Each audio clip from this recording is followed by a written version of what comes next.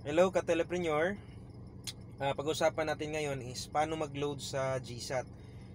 Suggest ko po sa inyo, pag meron po kayong Android phone or may internet kayo sa bahay nyo, mas maganda po mag-load sa online. So ituturo po natin ngayon paano mag-load ng GSAT sa online. Kasi sa online, na-check po natin yung yung balance or pumasok na ba o hindi. Kasi kadalasan yung GSAT na offline command, yung text command po natin, is hindi po nagre-reply yan si GSAT kung pumasok na or hindi. Para mas ma-double check natin kung pumasok na ba talaga kay customer, kailan matatapos yung kanilang subscription, dito tayo sa GSAT. Type lang po natin yun sa web address is iGSAT. iGSAT Asia. Yun lang po, iGSAT Asia. iGSAT Asia web loading. So ang lalabas po dyan is ito po. Yan po yung lalabas. Okay, so kung nakikita nyo, meron pong 4 na categories dito. Kung napapansin nyo, merong GSAT at saka GPinoy. Ano bang pinagkaiba ng GSAT at saka GPinoy? Yung GPinoy, yun po yung 99 only. Yun po yung standard definition. Yung GSAT naman, yun po yung may mga subscription na 200, 300 at saka 500. So paano ba mag-check ng balance or paano mag-check ng subscription? Dito sa 4 na category po, nahati po ito sa dalawa. Yung GSAT na nakalagay at saka GPinoy, dito po yung mag-check tayo kung pumasok na ba yung load, yung pag-top up ninyo sa GSAT nila or sa GPinoy nila. So i-click nyo lang po, kung 99 po iyon, i-click nyo po itong GPinoy.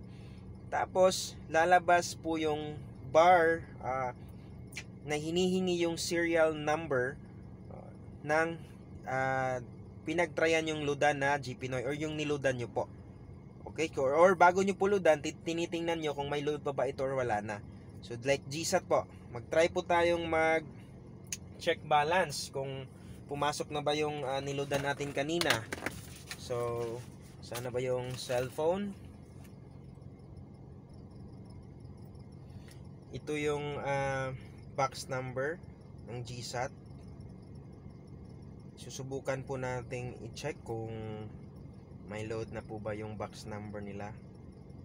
77405 37 100 712 752. Yan lang po. So pag mayroon na kayong box number, sasubmit nyo lang ito.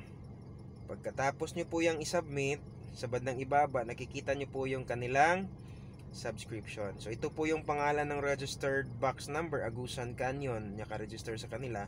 Tapos ito po yung kanilang subscription.